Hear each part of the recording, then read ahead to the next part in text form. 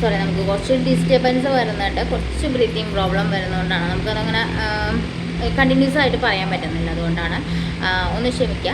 അപ്പോൾ നമുക്ക് ഇവിടെ FB ID എന്ന് പറയുന്നുണ്ട്. 12 നമ്പറാണ് നമ്മൾ വരുന്നത്. ഈ ഒരു 12 നമ്പർ എന്ന് പറയുന്നത് ഫോർ അവർ ബിസിനസ് ഓണർ എന്നാണ് പറയുന്നത്. അതായത് നമ്മുടെ കമ്പനിയുടെ ഒരു പാർട്ട്ണർഷിപ്പ് ഡിസ്ട്രിബ്യൂട്ടർ എന്ന പോലെ തന്നെയാണ് നമ്മളിവിടെ വർക്ക് ചെയ്യുന്നത്. അപ്പോൾ നമുക്കിവിടെ 2 രീതിയിൽ വർക്ക് ചെയ്യാനായിട്ട് സാധിക്കും. ഒന്ന്, കമ്പനിയുടെ പ്രൊഡക്ട്സുകൾ നമുക്ക് പബ്ലിക്കിലോട്ട് ഷെയർ ചെയ്തിട്ട് കസ്റ്റമേഴ്സിനെ ക്രിയേറ്റ് ചെയ്യാം.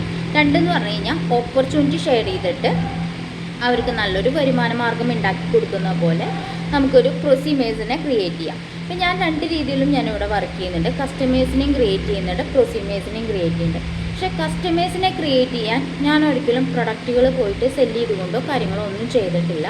പ്രൊസീമേഴ്സിനെ ക്രിയേറ്റ് ചെയ്യുന്നതിലൂടെ, അതായത് എൻ്റെ പ്രൊമോഷൻ കണ്ടിട്ട്, അതായത് കമ്പനിയുടെ വർക്ക് ഫ്രം ഹോമിൻ്റെ പോസ്റ്റേഴ്സ് കണ്ട് എന്നെ കണക്ട് ചെയ്യുന്ന ആൾക്കാർ 5 ഡേയ്സ് ട്രെയിനിങ് അറ്റൻഡ് ചെയ്തിട്ട് അവർക്ക് പ്രൊഡക്റ്റ് ഇഷ്ടപ്പെട്ടിട്ട് മേടിക്കുന്ന ആൾക്കാരുണ്ട്. ചിലർക്ക് വർക്ക് ചെയ്യാൻ താല്പര്യം ഉണ്ടായിരിക്കില്ല, ചിലർക്ക് വർക്ക് ചെയ്യാൻ താല്പര്യമുള്ളവരുണ്ടായിരിക്കും, ചിലർക്ക് പ്രൊഡക്റ്റിനോടായിരിക്കും താല്പര്യം. അപ്പോൾ ഞാൻ പ്രൊഡക്റ്റ്, അതായത് കസ്റ്റമർ ക്രിയേഷൻ എന്താണെന്ന് പറഞ്ഞു തരാം. അപ്പം നമ്മളൊരു ഐഡിയ എടുത്തെന്ന് പറഞ്ഞല്ലോ ഇവിടെ. ആ ഒരു ഐഡിയ ത്രൂ നമ്മളിലോട്ട് വന്നിട്ടുള്ള ആൾക്കാർക്ക് നമുക്ക് വേണമെന്നുണ്ടെങ്കിൽ അവർക്ക് ആ എടുത്ത ഐഡിയ ത്രൂ അവർക്ക് കമ്പനിയിൽ നിന്ന് പ്രൊഡക്ട്സുകൾ മേടിക്കാനായിട്ട് സാധിക്കും. ആ മേടിച്ച് ഉപയോഗിക്കാനായിട്ട് നമുക്ക് പറ്റും. അപ്പോൾ അതിൽ ഡയറക്റ്റായിട്ട് തന്നെ കമ്പനിയിൽ നിന്ന് അവരിലേക്കാണ് വരുന്നത്.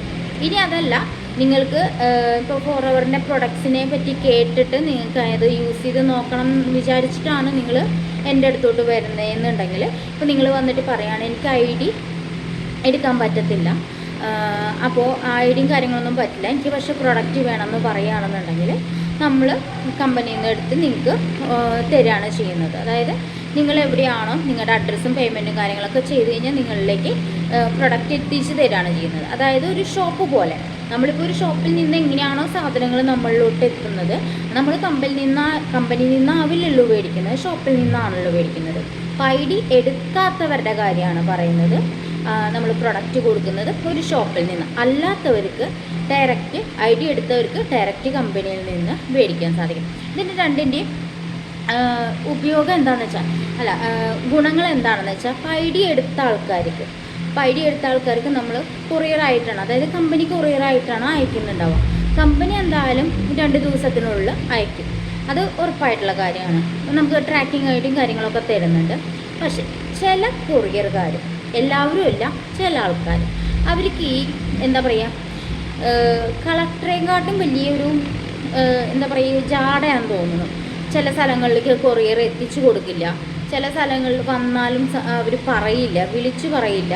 അങ്ങനെയുള്ള കുറേ ഇഷ്യൂസുകൾ കൊറിയറുകാർ, അത് നമ്മുടെ കമ്പനിയുടെ ഭാഗത്തു നിന്നുള്ള ഇഷ്യൂസ് അല്ല, നിങ്ങൾ ഓർഡർ ചെയ്യുന്ന നിങ്ങളുടെ വീടിൻ്റെ അടുത്തുള്ള കൊറിയറുകാരുടെ പ്രശ്നങ്ങളാണ്. കാരണം എന്താ വെച്ചാൽ നമ്മൾ ട്രാക്ക് ചെയ്തിട്ട് 1-2 അനുഭവം ഞാൻ പറഞ്ഞുതരാം. ഇപ്പം എൻ്റെ തന്നെ ഒരു വർക്ക് ചെയ്യുന്ന മെമ്പറും അത് വർക്ക് ചെയ്യാത്ത കസ്റ്റമർ ആയിരിക്കുന്ന മെമ്പറുമാണ്. അവർക്ക് പ്രൊഡക്റ്റ് ഓർഡർ ചെയ്ത് കഴിഞ്ഞിട്ട് അവർക്ക് പ്രൊഡക്റ്റ് കൊറിയറായിട്ട് എത്തി. പക്ഷെ അവർ വിളിച്ച് പറയുക കാര്യങ്ങളൊന്നുമില്ലാതെ എന്നിട്ട് ആ ആളുടെ നമ്പറും കാര്യങ്ങളൊക്കെ എടുത്ത് കൊറിയർ സർവീസായിട്ട് ബന്ധപ്പെട്ട സമയത്ത് അവർ പറഞ്ഞു അവരുടെ പ്രൊഡക്റ്റ് അവിടെ ഇല്ല, വേറെ നമ്പറിലേക്ക് വിളിച്ച് അങ്ങനെ കണക്ട് ചെയ്തിട്ടാണ് പോകുന്നത്. പക്ഷെ നമുക്ക് ട്രാക്കിംഗ് ഐഡിയിൽ ഏത് കൊറിയറിലേക്കാണ് എത്തിയിരിക്കുന്നതെന്നൊക്കെ ഡീറ്റെയിൽ ആയിട്ട് നമുക്ക് കാണിക്കുന്നുണ്ട്. സോ നമ്മൾ അവിടെ വിളിക്കുമ്പോൾ അവർ പറയും അവിടെ ഇല്ല എന്ന് പറയും. എന്നിട്ട് വീണ്ടും ചെന്ന് ഒരു 2-3 പ്രാവശ്യമൊക്കെ അവർ നടത്തിച്ചു. എൻ്റെ കസ്റ്റമറുടെ ഒരു മോനാണ് അവിടെ പോയത്. അതിനുശേഷം അവിടെ ചെന്നപ്പോൾ അവർ പറഞ്ഞു ഇവിടെ ഇല്ല, വേറെ സ്ഥലത്താണെന്ന് പറഞ്ഞു. ആ വേറെ സ്ഥലത്ത് എന്ന് പറഞ്ഞു അവിടെ ഇല്ല. ആ കുട്ടിക്ക് ഒരു എക്സാം നടക്കുന്ന സമയമാണ്. എന്നിട്ട് പോലും അത് പറഞ്ഞിട്ട് പോലും അവരത് കൂട്ടാക്കാതെ ചെന്നിട്ട് ഇങ്ങനെ പറയുകയാണ് ചെയ്തത്. അത് കഴിഞ്ഞ് ഞങ്ങൾ പറഞ്ഞു ഇങ്ങനെ ട്രാക്കിംഗ് ഐഡിയിൽ ഈ സാധനം ഇവിടെ എത്തിയിട്ടുണ്ട് എന്ന് പറഞ്ഞപ്പോൾ ഞങ്ങൾ ചെറുതായിട്ടൊന്ന് ഇതായി നോക്കിയപ്പോൾ അവർ പറഞ്ഞു ആ സാധനം ഉണ്ട്, സാധനത്തിന് ഭയങ്കര വെയിറ്റ് കൂടുതലാണ്, തുറന്ന് കാണിക്കണം എന്ന് പറഞ്ഞു. പ്രൊഡക്ട്സ് എന്താണെന്നുള്ളത് തുറന്ന് കാണിച്ചപ്പോൾ ശരിക്കും ആക്ച്വലി അങ്ങനെ ഉണ്ടോയെന്നൊന്നും എനിക്കറിയില്ല. അതെ, കൊറിയറുകാരായിട്ട് ഞാൻ അങ്ങനെ അധികം പ്രൊഡക്റ്റും സാധനങ്ങളൊന്നും ഓർഡർ ചെയ്യുന്ന ആളല്ല, അപ്പോൾ എനിക്ക് അതിനെക്കുറിച്ച് അറിയില്ല. പക്ഷേ ഇതെന്ന് പറയുന്നത് ഡെയിലി അവർ കൊറിയർ വരുത്തുന്ന ആൾക്കാരാണ്, ഡെയിലി ചെയ്യുന്ന കൊറിയർ കൊണ്ടുവന്ന് കൊടുക്കുന്ന ആൾക്കാരാണ്. എന്നിട്ടാണ് അവരിങ്ങനെ പറയുന്നത് ആ പ്രൊഡക്റ്റിൽ വെയിറ്റ് ഉണ്ട്, അത് തുറന്ന് കാണിക്കണം എന്നൊക്കെ. അപ്പോൾ അങ്ങനെ ഒത്തിരി ഇഷ്യൂസുകൾ വരുന്നുണ്ട്. പിന്നെ നമുക്ക് ഡയറക്റ്റ് ആയിട്ടാണ് ചെയ്യുന്നതെന്നുണ്ടെങ്കിൽ നമുക്ക് എന്തെങ്കിലും നമ്മൾ ഓർഡർ ചെയ്തിട്ടുള്ള പ്രൊഡക്റ്റിന് എന്തെങ്കിലും ഒരു ഡാമേജോ അല്ലെങ്കിൽ എന്തെങ്കിലും നമുക്ക് പാക്കിങ് അങ്ങനെ എന്തെങ്കിലുമൊക്കെ പ്രശ്നങ്ങളുണ്ടെന്നുണ്ടെങ്കിൽ നമുക്കത് റിട്ടേൺ ചെയ്ത് കമ്പനിക്ക് അയച്ചു കൊടുത്തു കഴിഞ്ഞ് കഴിഞ്ഞാൽ കമ്പനിയുടെ പ്രൊസീജിയേഴ്സും കാര്യങ്ങളും അവരെ അറിയിച്ചു കഴിഞ്ഞ് കഴിഞ്ഞാൽ അവർ ചിലപ്പോൾ നമുക്ക് വേറെ തരും. അപ്പോൾ ഇത് ചെയ്യുമ്പോൾ നമ്മൾ ഡയറക്റ്റ് ചെയ്യുന്നത് പോലെ ആവില്ല, നമ്മൾ വേറൊരാൾ വഴി ചെയ്തു വരുമ്പോൾ ടൈം എടുക്കും. അപ്പോൾ ആ ഒരു ടൈം ലിമിറ്റേഷനൊക്കെ കുറയ്ക്കാം. നമ്മൾ ആവശ്യത്തിനാണല്ലോ ഒരു പ്രൊഡക്റ്റ് ഓർഡർ ചെയ്യുന്നത്. അപ്പോൾ നമുക്കത് സമയമില്ലാത്തതുകൊണ്ടാണ് നമ്മൾ വീട്ടിലേക്ക് ഓർഡർ ചെയ്യുന്നത്. അപ്പോൾ അത് കറക്റ്റ് ടൈമിന് നമുക്ക് കിട്ടണ്ടേ. അപ്പോൾ അങ്ങനെ കിട്ടാൻ വേണ്ടിയിട്ടാണ് നമുക്ക് FB ID നമുക്ക് ഓരോരുത്തർക്കും എടുത്തു കഴിഞ്ഞാൽ നിങ്ങൾക്കത് യൂസ്ഫുൾ ആയിരിക്കും.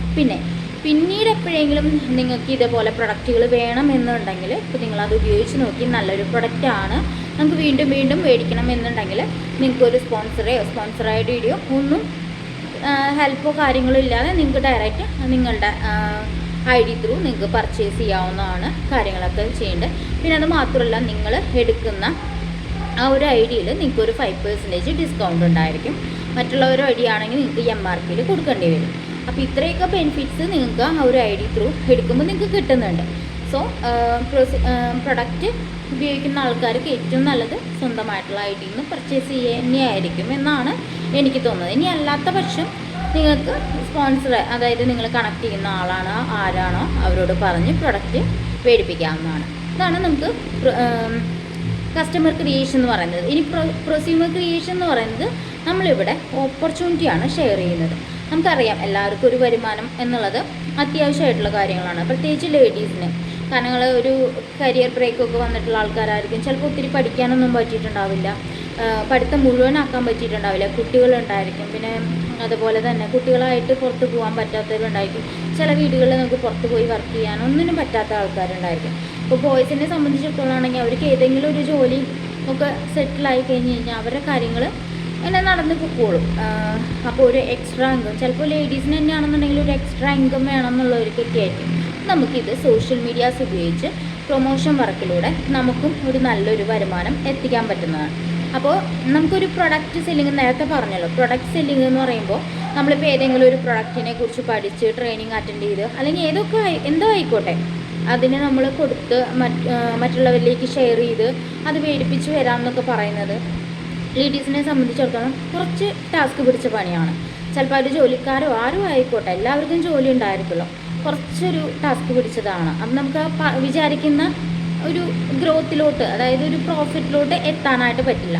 അപ്പോൾ നമ്മളിവിടെ ചെയ്യുന്നത് എന്താണെന്ന് വെച്ച് കഴിഞ്ഞാൽ ഈ ഓപ്പർച്യൂണിറ്റിയാണ് നമ്മൾ പബ്ലിക്കിലോട്ട് ഷെയർ ചെയ്യുന്നത്. ഈ ഒരു ഓപ്പർച്യൂണിറ്റിയിലൂടെ നമ്മൾ നേരത്തെ പറഞ്ഞതുപോലെ ഒരു ID എടുത്തിട്ടുണ്ടല്ലോ, ആ ID ഒരു ആക്ടിവേഷനാണ്. മീഡിയം ട്രാക്ക്, ഫാസ്റ്റ് ട്രാക്ക് എന്ന് പറഞ്ഞിട്ടുള്ള ഒരു ആക്ടിവേഷൻ.